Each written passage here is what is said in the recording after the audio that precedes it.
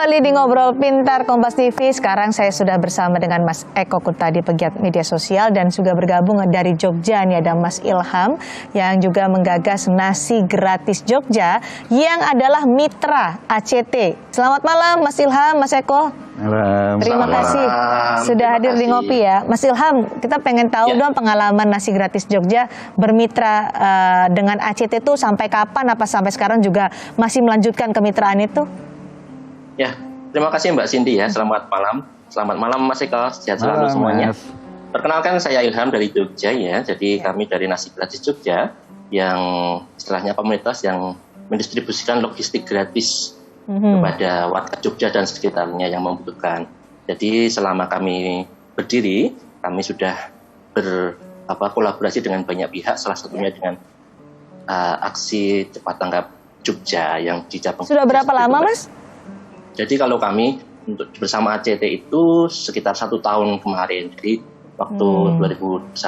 Jadi belum lama, tetapi sudah banyak agenda yang kami jalankan bersama. Sampai sekarang? Ya, sampai sekarang. Selama ada kegiatan yang butuh bersama, kita laksanakan bersama. Sama terakhir kemarin kami waktu posko mudik Lebaran, seperti itu. Model kemitraan sama ACT gimana sih Mas? Antara ACT dan NGJ nih? Gimana? Model kemitraannya gimana? Jadi modelnya adalah ketika kami dari komunitas Nasi Gratis Jogja mendatangi ke kantornya. Jadi kami sebagai implementator atau konseptor yang punya ide di wilayah kami, kemudian mendatangi ke ACT, kemudian meminta saran dan bimbingan bagaimana kami bisa melakukan ini. Akhirnya mereka membantu dengan memberikan logistik langsung. Jadi bentuknya adalah barang, jadi makanan siap santap ataupun sembako yang dibutuhkan pada warga yang membutuhkan di Jogja. Oh, konseptornya dari Nasi Gratis Jogja diajukan ke ACT, ACT mengumpulkan donasi dari masyarakat, kemudian dikembalikan ke Nasi Gratis Jogja berupa sembako ya? Iya, langsung iya. Oke, jadi ACT yang mengubah donasi uang menjadi logistik untuk diserahkan kepada NGJ. NGJ lah ya akan mendistribusikan nasi gratis itu. Ada pengalaman selama ini gimana proses kemitraan dengan ACT? Ada kendala nggak sih Mas? Kami dari Nasi Gratis Jogja cukup terbantu dan tidak ada ribet ruwetnya.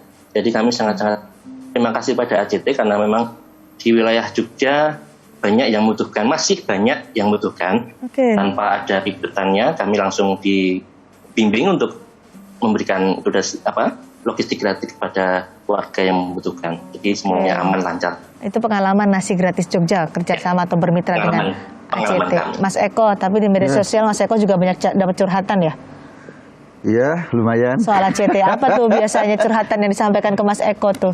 Dan siapa yang curhat? Apakah mitra seperti Nasi Gratis Jogja atau siapa tuh yang curhat? Ada beberapa teman-teman yang merasa nyumbang, pernah nyumbang ke ACT, kemudian setelah dia nyumbang kasih nomor telepon, besoknya setiap bulan itu kayak dikejar-kejar debt collector gitu.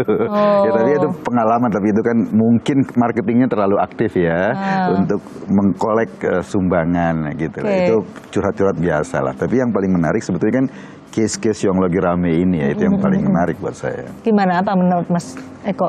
Ya, sebetulnya kan terbuka, kan beberapa kasus sudah 9 bulan lalu itu ACT pernah dilaporkan ke polisi, ada penggelapan dana 50 miliar. Sekarang ini ada konflik antara dua pendiri ACT inilah ya, Pak Ahyudin sama Pak Ibnu Hajar. Konflik, Pak Ahyudin bikin lembaga baru namanya Global Muslim Charity. Karena mereka konflik ya akhirnya saling buka-bukaan dan sekarang publik semua tahu akhirnya. Di medsos ramenya gimana tuh Mas? Mereka netizen? Enggak, mereka ya ngomong ke media, dua-duanya ngomong ke media. Pak Ibnu Hajar bilang bahwa ACT ya kayak gitu. Pak Ibnu Hajar bilang menyalahkan Pak Ahyudin, Pak Ahyudin menyalahkan yang lain. Di sosmed warganet gimana sih memandang ini? Warganet cukup merasa bahwa kok ada lembaga pengepul sedekah yang pemimpinnya itu gajinya lebih gede dari BUMN. Itu ya menjadi pro kontra di sosial Salah media satunya ya. itu ya, salah satunya itu bahkan fasilitasnya pakai Alphard lah, ada Pajero lah, dan ini lembaga pengepul sedekah loh, yang artinya sebetulnya gini ya, kalau dalam konteks itu saya melihat pemimpin-pemimpin ini bukan membantu orang-orang miskin, tapi orang-orang miskin ini yang membantu kehidupan orang pemimpin-pemimpin ACT ini sehingga mereka bisa hidup mewah, 3 istrinya dapat rumah dan lain-lain gitu loh. Kalau menurut Mas Eko harusnya ini ada pengawasan lebih ketat dari pemerintah atau gajinya ditentukan lah. Ada aturan yang mengatur gaji. Harusnya ada pengawasan lebih ketat. Departemen Sosial, alhamdulillah kan sekarang sudah dibekukan kan. Ya, mereka nggak boleh lagi menarik dana dari masyarakat dan tidak boleh lagi menyalurkan. Artinya dana yang ada di freeze dulu, dilihat dulu apakah ada unsur-unsur pidana atau tidak. Pemerintah penting untuk terlibat langsung, setidaknya mungkin ada payung hukum yang lebih jelas sehingga tidak sembarangan orang menarik dana dari publik tanpa pertanggungjawaban yang jelas. Ini penting, kenapa? Karena ini kan soal kepercayaan orang. Ini soal bagaimana tadi seperti yang dijelaskan sama teman Jogja, ada banyak loh warga Jogja yang butuhkan sembako, tetapi ini 250 juta itu bisa dikonversi untuk berapa warga Jogja itu, gitu loh.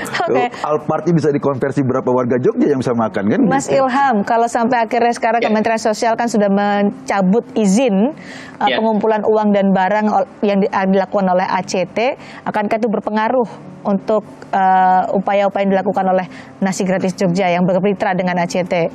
Ya, sebenarnya kalau kami pribadi itu kurang tepat kalau Kemensos mencabut izin PUB-nya ACT. Kenapa? Kalau Kemensos bisa menjamin rakyat Indonesia tidak kekurangan, silakan dicabut. Tapi kalau Kemensos belum mampu untuk menjamin rakyatnya bebas kelaparan, jangan dulu. Kenapa? Karena ada dana. Karena ada dana yang memang sudah mungkin ya saya kapasitasnya adalah sebagai mitra yang tidak berada di ACT, tapi sebagai orang awam yang memberikan barang. Ketika nanti dananya terlalu di-freeze, nanti kasihan umat yang membutuhkan di sana, belum dapat bantuan dari ACT, juga belum dapat bantuan dari Kemensos seperti itu. Baik. Mas Ilham, saya kasih tahu. Anda tahu nggak dana PKH berapa per keluarga? Anda tahu nggak dana yang dikeluarkan pemerintah pusat berapa? Jangan cuma gara-gara Anda nyumbang nasi bungkus, Anda merasa sudah lebih besar dari pemerintah. Jangan. Itu ada dana. Jadi gini, monggo Anda mendistribusi, tapi sekarang kalau ACT sudah terbukti kayak gitu, Anda bisa menggunakan jalur lain. Gitu loh. Jangan membela lembaga yang memang sudah kayak begini. Boleh menambahkan? Silakan Mas Ilham. Saya juga aktivis di kelurahan, PKH juga saya tahu. Jadi ketika PKH disalurkan itu, ada sebagian warga yang tidak mendapat PKH yang seharusnya dapat, Mas Eko. Jadi memang perlu direvisi juga, PKH itu juga perlu diaudit juga. Tapi Mas Eko kan, Mas Ilham, tidak hanya ACT kan bisa berkoordinasi atau bermitra dengan lembaga-lembaga lain supaya apa yang dilakukan oleh Nasi Gratis Jogja ini masih bisa berlangsung kan? Artinya tidak dari satu jadi kami adalah pada dasarnya kami adalah komunitas yang mandiri, tidak berafiliasi dengan siapapun. Jadi ACT adalah lembaga yang memang bisa membantu kami, karena ketika kami minta bantuan ke Dinsos itu birokrasinya sangat susah sekali. Mohon maaf sebetulnya, tapi ini adalah suara akar rumput kami. Jadi ketika PKH disalurkan, Bansos disalurkan, karena saya juga aktivis di kelurahan, saya adalah orang yang sering di kelurahan, saya tahu seperti itu. Baik, Mas Ilham, karena ini kan sudah dibekukan oleh Kementerian Sosial, dicabut izinnya. Bagaimana Nasi Gratis Jogja ini akan melakukan kegiatan selanjutnya? Bagaimana mengumpulkan donasi dari masyarakat juga untuk bisa meneruskan program Nasi Gratis ini? Jadi kami tidak, istilahnya jika memang ACT memang dibekukan, kami masih mempunyai positive thinking, husnudzon kepada ACT bisa lebih baik lagi dan nanti akan mendapatkan hasil dari audit yang baik dan bagus. Tetapi memang kami mitra, tetapi tidak memiliki kerjasama yang paten. Jadi kami tidak ada laporan yang harus kami kewajiban kami kepada ACT kami tidak ada. Jadi kami tetap mandiri, tetapi ketika kami bisa berafiliasi dan bekerjasama dengan pihak lain untuk kebaikan warga Jogja terutama, kami siap bekerjasama. Nggak masalah gitu ya. Oke, Mas Eko, apakah dengan kasus ini yang sekarang masih jadi gonjang-ganjing meskipun masih dalam penelusuran, ada dampaknya nggak sih untuk lembaga-lembaga serupa? Tahan dulu. Nanti kita akan bahas di Ngobrol Pintar Kompas TV selepas jeda. Ini yang akan membuat orang-orang yang tadinya berbuat baik jadi ragu. Orang-orang yang tadinya rajin bersedekah jadi ragu. Jadi nggak ada persepsi dari masyarakat yang berbeda ya kepada mitra-mitra ACT termasuk Nasi Gratis Jogja di pengalaman Nasi Gratis Jogja. Kalau selama masih dalam proses, kami masih percaya dan masih tidak ada berbeda sudut pandang yang negatif kepada ACT.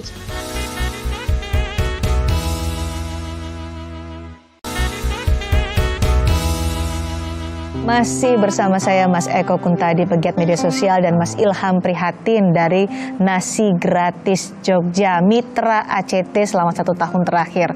Mas Eko, sebelum jeda kan saya tadi nanya, ada nggak sih pengaruhnya dari gonjang-ganjing ACT saat ini dengan lembaga-lembaga serupa? Mudah-mudahan ada. Kenapa? Agar lembaga-lembaga serupa tuh lebih bertanggung jawab menggunakan dana publik. Ini satu kasus dan kita berharap kontrol publik terhadap lembaga-lembaga yang mengumpulkan dana publik ini jauh lebih ketat. Karena memang harus kita akui bahwa gerakan pengumpulan dana publik ini kan banyak banget, dan kalau nggak ada kontrol, kita bayangkan kalau proses penyalurannya tidak tepat sasaran atau malah disalurkan kepada kelompok-kelompok radikal yang juga akan berbahaya bagi bangsa ini. Ini kan yang terjadi. Kita kemarin kan jelas Densus membongkar ribuan kotak-kotak amal. Itu kan salah satu proses pengumpulan dana publik yang tidak akuntabel gitu loh. Soal percaya atau tidak kan sebetulnya bangsa Indonesia ini, orang Indonesia ini orangnya simpel. Simpel itu ya, nyumbang udah lupa gitu loh. Nyumbang udah lupain prinsipnya ikhlas. Tapi persoalannya dampak ketika ini digunakan untuk hal yang tidak baik, itu yang harus kita selalu warning kepada masyarakat bahwa monggo jangan hilangkan semangat kedermawanan Anda, tapi tempatkan kedermawanan Anda pada lembaga-lembaga yang tepat. Kita punya Basnas, kita punya Lajisnu, NU dan lain-lain. Itu barangkali bisa kita gunakan sebagai referensi atau kepada orang-orang yang kenal. Lingkungan sekitar Anda, monggo, dan itu memang harus terus semangat kedermawanan itu harus terus dibangun. Tetapi jangan juga mengganggu, dimanfaatkan oleh kelompok-kelompok nggak jelas untuk memperkaya diri, untuk memberikan kepada kelompok-kelompok garis keras, kelompok-kelompok teroris. Ini kan menyakitkan buat kita. Gitu. Betul. Mas Eko di sosial media juga mengklaim bahwa ini ACT ingin menyalahkan hanya Ahyudin saja, padahal menurut Mas Eko semua petinggi di dalamnya terlibat. Kenapa yakin? Loh iya. Ahyudin itu presiden ACT dan dia sekarang yang dituduhkan oleh teman-teman ACT makan uang paling banyak lah gitulah ya ceritanya. Tetapi di ACT itu direksinya itu lebih banyak dari direksi perusahaan konglomerat. Ada 1 presiden, ada 2 senior vice presiden, ada 4 vice presiden, ada 14 direktur eksekutif, ada 16 direktur. Bayangkan direkturnya 16 tambah 14 itu 30 dan lain-lain. Kenapa jabatannya kayak gini? Untuk melegitimasi mendapat fasilitas. Itu yang terjadi. Mas Ilham setuju nggak dengan pendapat Mas Eko? Kalau untuk keprofesionalan sebuah lembaga yang memang mengumpulkan dana dan itu harus profesional, saya sangat setuju kepada Mas Eko tadi. Dan pelaporan harus juga jelas. Kenapa? Karena memang itu adalah tanggung jawab tidak hanya di dunia tapi juga di akhirat. Tapi karena memang di sini sekarang Kemensos sudah bergerak, jika memang sudah memang terbukti, silahkan nanti dilaksanakan sesuai jalur hukum yang ada. Tetapi kalau memang tidak terbukti, ya memang harus dikembalikan dan diaktifkan kembali. Seperti itu. Pengalaman Nasi Gratis Jogja bermitra dengan ACT kan saling melaporkan juga kan, ini digunakan untuk apa, dana dari masyarakat yang sudah terkumpul dalam bentuk apa, didistribusikan kemana saja. Laporan dari Nasi Gratis Jogja kepada ACT dan ACT melapor jumlah yang diserahkan kepada Nasi Gratis Jogja untuk bisa dibagikan. Selama ini gimana Mas? Lancar nggak? Detail nggak? Jadi kalau kewajiban kami memang melaporkan kegiatan setelah kegiatan selesai dalam bentuk nanti laporan keuangan, foto dan lain sebagainya. Tapi Kalau ACT kan memang tidak berkewajiban melaporkan kepada kami, tetapi berkewajiban melaporkan kepada masyarakat Indonesia melalui websitenya yang resmi itu ya. Nanti silahkan dicek sendiri karena semua website dari pihak ACT sudah ada seperti itu dari websitenya. Jadi Nasi Gratis Jogja nggak tahu dananya berapa terkumpul, kemudian dikonversi menjadi sembako oleh ACT selama ini?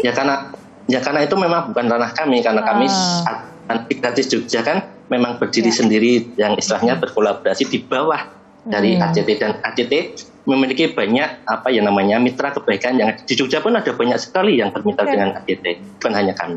Bukan hanya Nasi Gratis Jogja. Sekarang ini kan sedang ramai juga, PPATK bilang bahwa ada indikasi uang ini mengalir ke beberapa negara, ke beberapa pihak yang diduga terindikasi dengan kegiatan terorisme. Mas Eko dulu deh, Anda percaya dengan ini?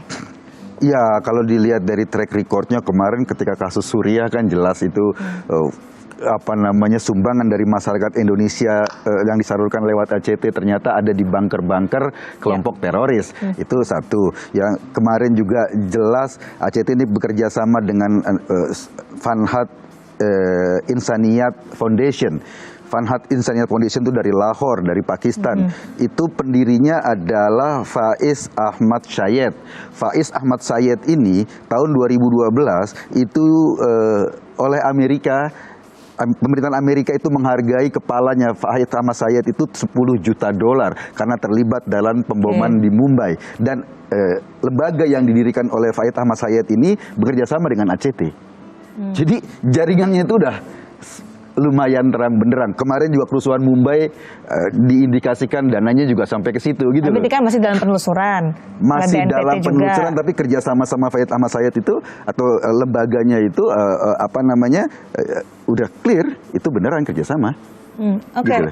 Itu Anda meyakin bahwa itu memang ada afiliasi? Ada. Tapi masih bekerja sama di tapi kita Indonesia. Serahkan kepada BNPT ya, sekarang masih kita tentu saja ke finalnya serahkan kepada soal betul atau BNPT. tidak, atau kepada siapa-siapa saja yang terafiliasi sesuai dengan seperti yang dilaporkan oleh PPATK sebelumnya. Nah, Mas Ilham, ini kan kita banyak banget nih informasi selama sepekan terakhir, mulai dari penyelewengan dana donasi untuk kepentingan pribadi sampai dugaan indikasi ke pihak-pihak yang berafiliasi dengan kegiatan terorisme. Nasi Gratis Jogja gimana melihatnya?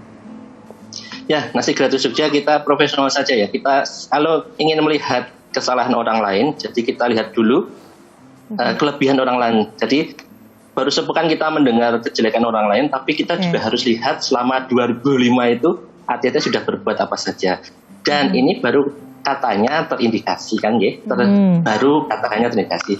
Dan nanti silahkan dari yang pihak berwenang silahkan mengeceknya, karena kalau dari kami pribadi kami sudah di luar ranah itu seperti itu.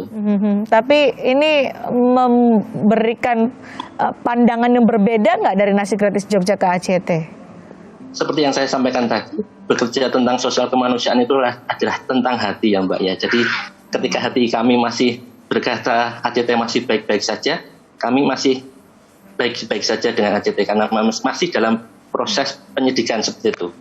Oke, masih menyerahkan juga. Ini ada dampaknya nggak sih Mas dengan peristiwa seperti ini kepada lembaga-lembaga yang bermitra dengan ACT dari mata publik nih ya, termasuk misalnya dengan Nasi Gratis Jogja. Adakah pandangan yang berbeda dari masyarakat kepada NGJ?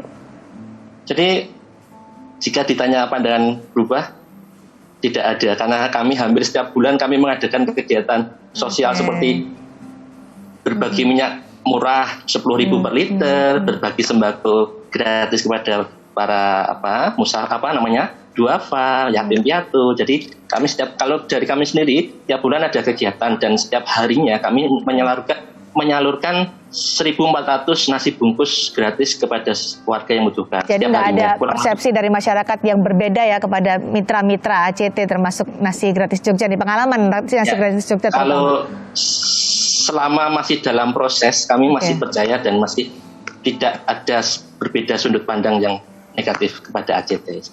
Oke, Mas Eko, Kemensos sudah mencabut izin pengumpulan uang dan barang. Apalagi yang menurut Mas Eko harus dilakukan setelah itu? Bukan cuma pengumpulan, juga pendistribusiannya juga di stop. Gitu. Apalagi ya pengawasan negara. Ini jauh lebih penting karena kedermawanan itu seringkali dimanfaatkan oleh kelompok-kelompok ini untuk memperkaya diri, untuk disalurkan ke tempat yang nggak tepat, dan itu membahayakan bagi masa depan bangsa. Pengawasan itu harus lebih solid, dan menurut saya problem ACT ini problem gunung es. Banyak lembaga-lembaga sejenis yang pola kerjanya mirip, tingkat korupsinya juga mirip, dan itu harus diawasi secara serius gitu. Diawasi secara serius. Seperti apa pengawasannya? Kan untuk lembaga-lembaga seperti itu sebenarnya pengawasannya sudah ada dari Kementerian Sosial, dari Kementerian Agama, MUI juga. Tadi saya berbicara dengan Direktur Ekonomi Syariah KOR Indonesia. Pengawasannya sudah ada sebenarnya. Ya kalau misalnya gini, minimal mereka tuh menggunakan dana publik. Sama seperti pemerintah menggunakan dana pajak ketika diselewengkan korupsi. Keras gitu loh. Ada undang-undang anti korupsi. Menurut saya ini bisa dimasukkan masuk ke dalam ranah itu. Kalaupun harus ada definisi. Meskipun bukan lembaga negara. Kalaupun definisinya harus diubah. Karena mereka menggunakan dana publik loh. Kalau misalnya korupsi di perusahaan itu private, ini dana publik, sama seperti pengumpulan pajak. Jadi tingkat kejahatannya sama. Menurut Anda harus ada hukuman? Harusnya sampai ke titik itu. Ini extraordinary crime menurut saya. Harus serius gitu loh. Karena nggak bisa lagi, saya setuju tadi sama teman-teman di Jo, yang penting tentang hati. Oke, monggo berbuat baik, tapi jangan jangan selewengkan kebaikan hati publik untuk kesenangan atau untuk hal-hal yang nggak beres. Gitu loh. Ini yang akan membuat orang-orang yang tadinya berbuat baik jadi ragu. Orang-orang yang tadinya rajin bersedekah jadi ragu. Kenapa? Karena lembaga-lembaganya tidak diawasi secara maksimal. Itu yang menurut saya. Pengawasan ya. Pengawasan. Dan kalaupun terbukti punishment artinya. Punishmentnya harus lebih keras ketimbang pencurian biasa gitu loh.